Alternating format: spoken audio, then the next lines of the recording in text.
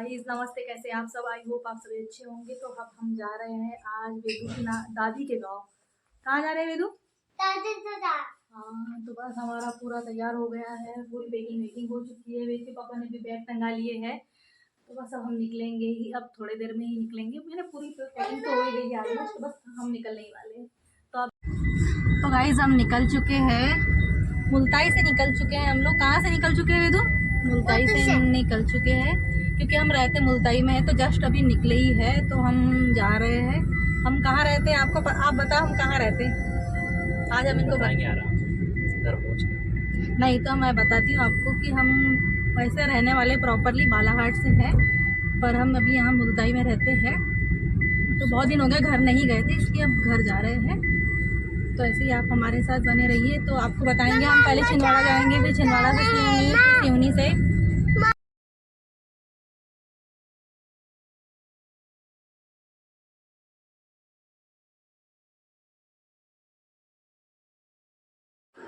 तो गाइस हम निकल चुके हैं, रास्ते में है। अभी छिंदवाड़ा पहुंचने को काफ़ी समय लगेगा हमें। तो अभी मैं बोल रही हूँ, पर वॉइस कुछ अच्छे क्लियर नहीं हो पा रही थी, इसलिए मुझे अलग से वॉइस ओवर करना पड़ रहा है। वेद इंग्लिश में कुछ बोल रहा था, उसकी इंग्लिश वैसे भी समझ में नहीं आएगी। वो वो वही समझ सकता है, एक यानी हर मदर समझ सकती है अपने बच्चों की लैंग्वेज। तो वैसे ही वेदू कुछ बोल रहा है, पर वो अच्छे से समझ में नहीं आ रही है। तो अभी हमें छिंदवाड़ा पहुंचने में भी काफ़ी समय लगेगा। तो गाइस अभी हमें समय लगे। मैं बताना चाह रही हूँ, बहुत कुछ बोलना चाह रही हूँ, पर मैं बोल नहीं पा रही हूँ, क्योंकि पता नहीं वॉइस इतनी अच्छी नहीं आ पा रही है। और वेद भी काफ़ी शांत शांत बैठा हुआ है। वेद के पापा ड्राइविंग कर रहे हैं, वो भी मुझसे बात नहीं कर रहे हैं।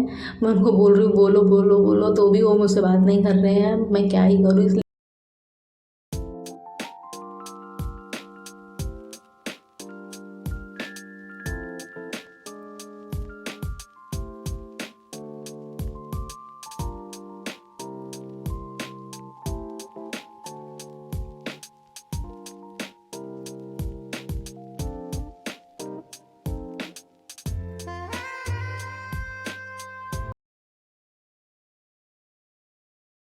तो गाइस हम लोग छिंदवाड़ा पहुंच गए हैं, क्योंकि हम बाईपास होते हुए जाएंगे, क्योंकि काफ़ी ट्रैफिक वगैरह मिलता है। क्योंकि अभी दोपहर का समय है, तो काफ़ी ट्रैफिक वगैरह रहता है छिंदवाड़ा रूट में। तो इसलिए हमें बाईपास होते हुए, सिवनी बाईपास होते हुए हम जा रहे हैं, ताकि हम जितनी कम भीड़ हो उतनी जल्दी निकल जाए। वेदू भी सो गया है काफ़ी, मुझे बहुत तकलीफ़ हो रही है, बैठी हूँ। वेदू का इतना हाथ, और मुझे वीडियो शूट करने में भी बहुत तकलीफ़ हो रही है। और मैं बोल रही हूँ, पर पता नहीं वॉइस अच्छी क्लियर नहीं है, तो इसलिए मुझे अलग से वॉइस ओवर करना पड़ रहा है। और वेद के पापा भी बोलने की कोशिश कर रहे हैं। वो बोल रहे हैं कि मैं क्या करूँ, मैं ड्राइविंग करते करते कैसे बात करूँ, क्योंकि मैं गुस्सा कर रही हूँ कि आप बोल क्यों नहीं रहे हो, बोल क्यों नहीं रहे। तो बोल रहे मैं ड्राइविंग करते करते क्या ही कर लूँगा, इस ऐसा आपको बोल रहे हैं, पर वॉइस क्लियर नहीं है, ऐसा बोल रहे हैं। और मैं क्या करूँ, तो मैं बोल रही हूँ नहीं, मतलब ड्राइविंग करो, पर थोड़ी थोड़ी तो मुझसे बात करो। तो बोलते हैं नहीं, फोकस, गाड़ी चलाते समय फोकस बहुत ज़रूरी, इसलिए मैं ज़्यादा बात नहीं कर रहा हूँ। मैंने भी एग्री किया कि हाँ ठीक है, कोई बात नहीं, आप ड्राइविंग करिए, मैं शांत बैठ जाऊंगी। और वेदू भी बिल्कुल आराम करते करते, हम धीरे ही जा रहे हैं, क्योंकि हमें काफ़ी समय लगेगा, क्योंकि हमारे गांव काफ़ी दूर है। तो दोस्तों जब हम सिवनी से निकले, तब हमने देखा कि इतने सारे ट्रैक्टर खड़े हुए थे, और ट्रैक्टर में इतने सारे गन्ने थे। तब मैंने पूछा कि यहाँ इतने सारे ट्रैक्टर क्यों खड़े हैं, तो बोल रहे हैं कि नहीं, यहाँ शुगर मिल है, तो यहाँ पर मतलब शुगर के लिए सब गन्ने लाए गए हैं। और इतनी ज़्यादा क्वांटिटी में थे कि मैं तो बोली ख़त्म ही नहीं हो रहे, इतने सारे गन्ने भैया कहाँ से ला लिए, इतने सारे गन्ने थे। मैं तो देख के ही दंग हो गई। भैया ट्रैक्टर ख़त्म ही नहीं हो रहे, देखते ही जा रहे। मैं बोल रही हूँ कहाँ तक इतनी लंबी कतारें लगी है। फाइनली मैंने देखा कि नहीं, बहुत ही ज़्यादा थे, और फाइनली देखी ख़त्म हो गया। हम लोग सिवनी पहुँच चुके हैं, और वेद भी उठाया, उसे बहुत भूख लगी है। बोल रहा है मम्मी मुझे बहुत भूख लगी। तो वेद के पापा ने यहीं गाड़ी रोक दिया, और उसके लिए कुछ खाने का लेने चले गए। उसे बहुत भूख लगी थी, स्कूल से आया था, और हम लोग एकदम से निकल गए। तो तो हमें काफ़ी रात हो चुकी थी। देखिए बहुत ही अंधेरा हो चुका था और काफ़ी जंगल भी है। जिस क्षेत्र में हम रहते हैं वहाँ काफ़ी जंगल है, क्योंकि बालाघाट क्षेत्र जो है वो अधिकतर मतलब जंगलों में बसा हुआ है। तो हमें जाते हुए काफ़ी जंगल मिलता ही है, क्योंकि हम ऐसी जगह रहते ही है कि वहाँ पे काफ़ी जंगल है। तो बस क्या सफ़र है, कट जाता है।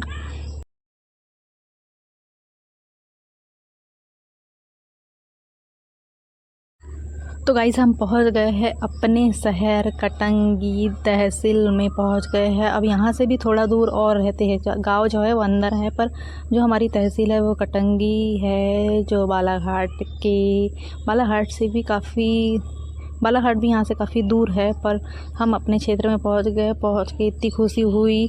पर हमें घर से फ़ोन आया था कि आप आते समय कुछ लेकर के आइएगा, कुछ सामान लेना था हमें।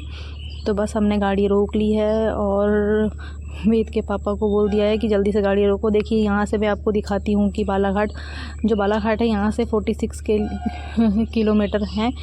और यहाँ से जो हमारा गांव है वो मिनिमम 20 किलोमीटर पड़ता है, क्योंकि अंदर है तो इसलिए। और वेद के पापा को मैं बोल रही हूँ कि कुछ ला लीजिए, वेदू के लिए भी, घर वालों के लिए भी। और तो बस वेद के पापा बोलते ठीक है मैं जाता हूँ, कुछ लेकर के आता हूँ। तो वो गए लेने के लिए।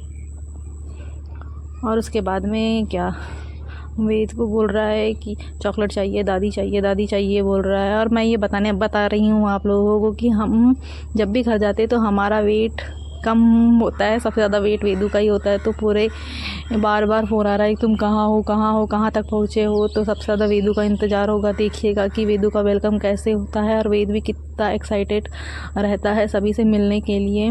वो तो अभी भी बोल ही रहा है कि मम्मी दादी दादी दादी कहाँ है घर, कहाँ है। मैं उससे मतलब बोल रही हूँ बेटा बस हम पहुँच ही गए। जबकि अब क्या ही बोलूँ, मैं भी उसे मैं बोल रही हूँ कि बेटा बस थोड़ा और समय है और हम लोग बस अब पहुँच ही जाएंगे घर। थोड़ा क्योंकि सामान वगैरह ख़रीदना है, इसलिए हम लोग यहाँ रुक गए हैं। तो चलिए फिर आप अभी हमारे साथ ऐसे ही बने रहे।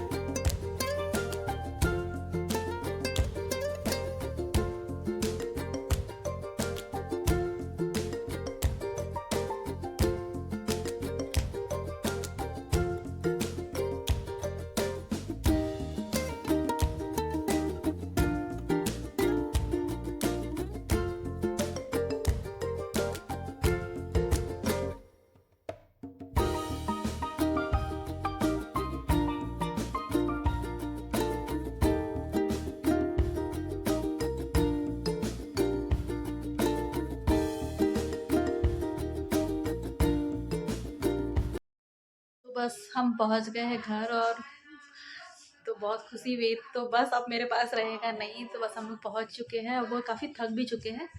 तो बस वीडियो को करते हैं यहीं पे एंड। और मैं फिर आपसे मिलूंगी नेक्स्ट व्लॉग में। अगर वीडियो अच्छा लगा हो तो वीडियो को लाइक, चैनल को सब्सक्राइब। Thank you.